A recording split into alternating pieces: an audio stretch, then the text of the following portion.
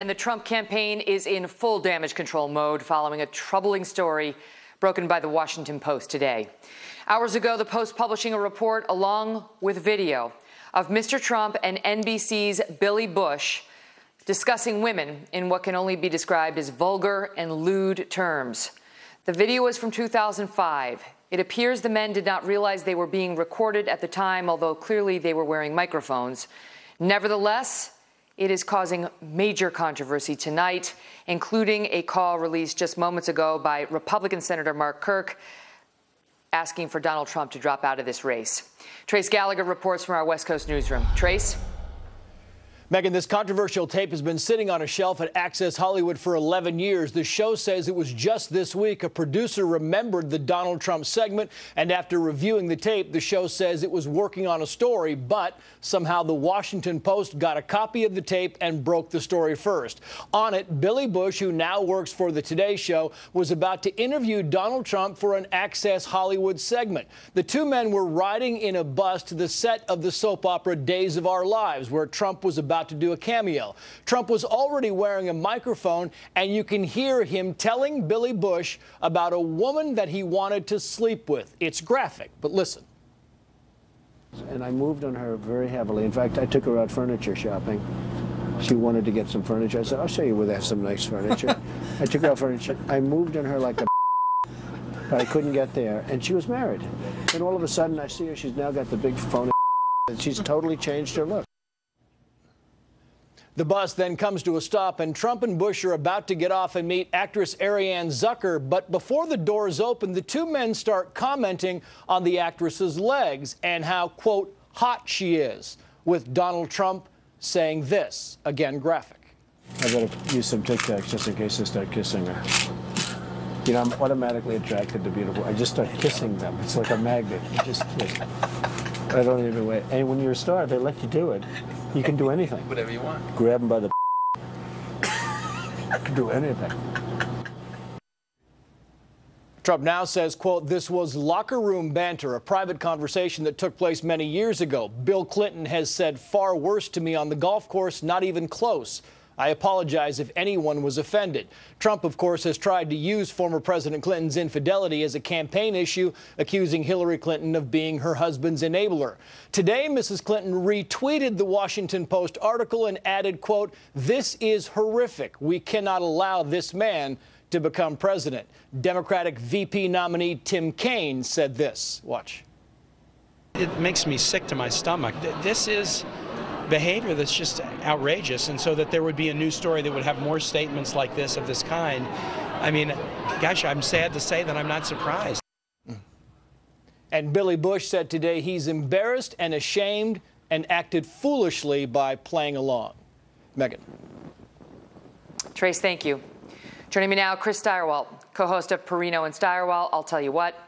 Molly Hemingway is the senior editor at The Federalist. Howie Kurtz is host of Media Buzz on Fox News.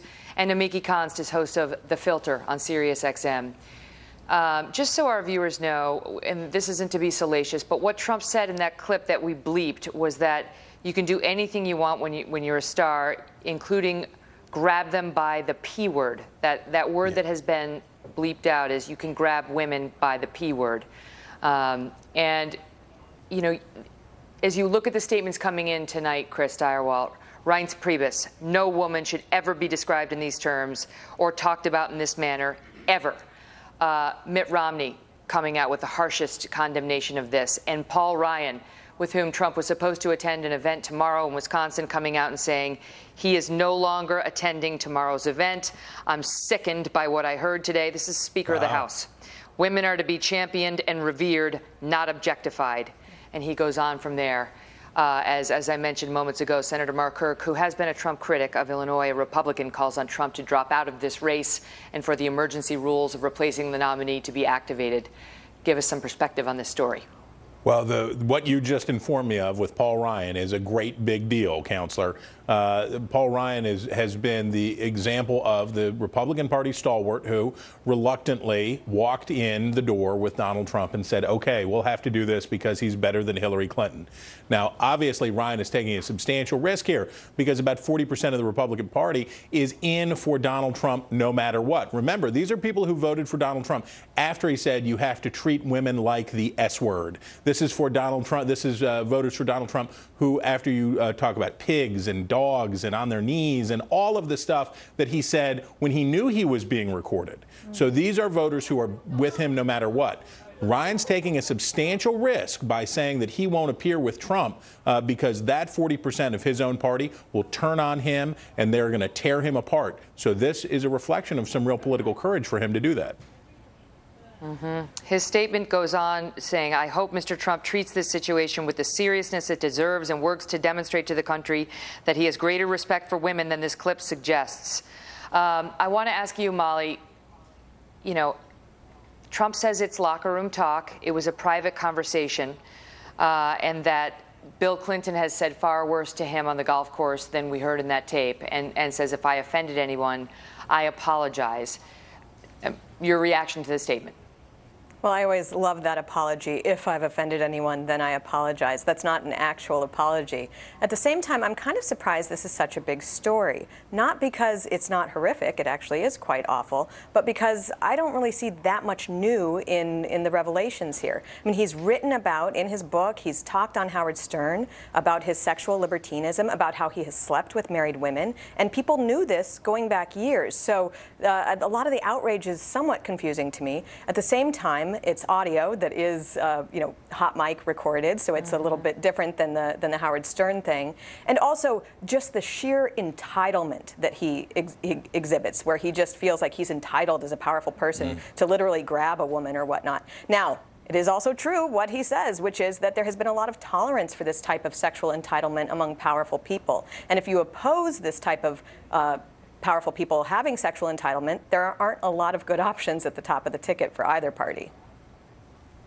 You know, one of the disturbing parts of the tape, Namiki, is obviously these two are objectifying women, and you know, Billy Bush has come out and said he's embarrassed and he's humiliated and he wishes he had behaved better.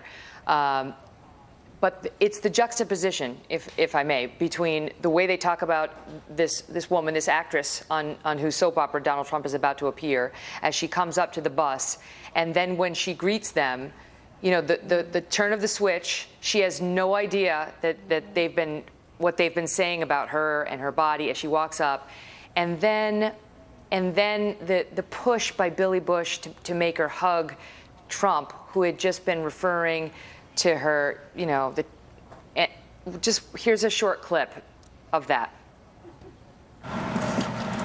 Hello, how are you? Hi. Mr. Trump, how are you? Nice seeing you. Terrific. Pleasure to meet you. Terrific. You know Billy Bush? How are you? Nice to see you. How you doing, Ariane? I'm doing very well, thank you. Are you ready to be a soap star? We're ready. Let's go. Make me a soap star. How about a little hug for the Donald? He just got off the Would bus. you like a little Okay, hug, darling? absolutely. A Melania little said hug for this the was bushy. okay. I just got off the bus. Bushy, bushy. There we go. Your thoughts on it? I mean, this is exactly what so many women are aware of that happens. I mean, yes, it is locker room talk. It is something that was the norm 20, 30, 40 years ago.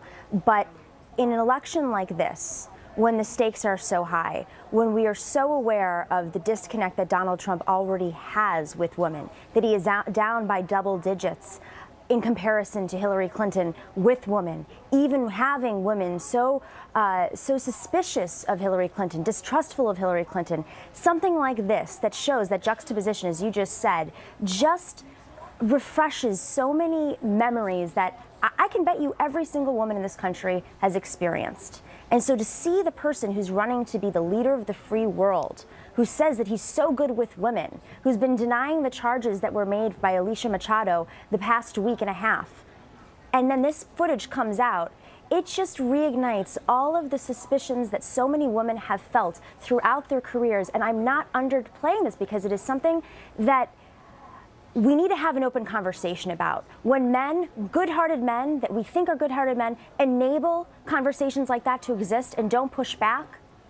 That's a problem, and that person should not be president. Howie, already we are seeing pushback by many saying this is not good, but Bill Clinton's been accused of raping women and of sexually assaulting women and of sexually harassing women, and that Hillary's attempt to seem astonished and horrified by this kind of talk doesn't ring true to the critics who believe those stories. In some of those cases, you know, almost seven-figure payouts were made in settlements.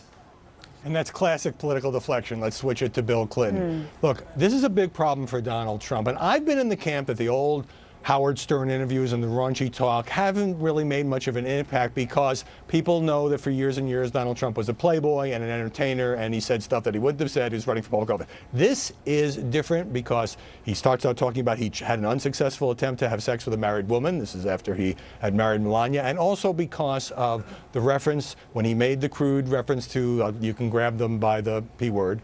Donald Trump said, when you're a star, they let you do it. We just heard that. You can do anything. That suggests that he feels that, you know, he is entitled to take what he wants. And this is not exactly going to appeal to independent or conservative suburban women who Donald Trump very much needs to appeal to in order to close the gender gap going into this Sunday debate in St. Louis.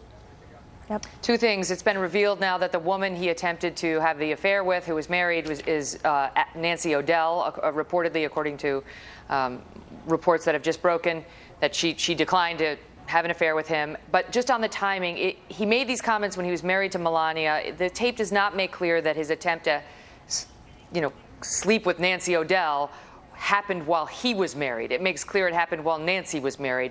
Just for the record, that remains unclear. We're going to have much more on this. Panel, thank you. Thanks, Cal. Thanks, Megan. These guys are coming back in the next block, but the other big breaking story tonight involves new headaches for Hillary Clinton after WikiLeaks reveals some of what she was saying in those paid speeches that she gave to Wall Street firms, the ones she's been trying to keep private since the beginning of this race. Chris and Howie are back in moments with some stunning revelations on what she says in these things. Plus, David Wohl and Matt Bennett will join us on how this might play during Sunday night's debate.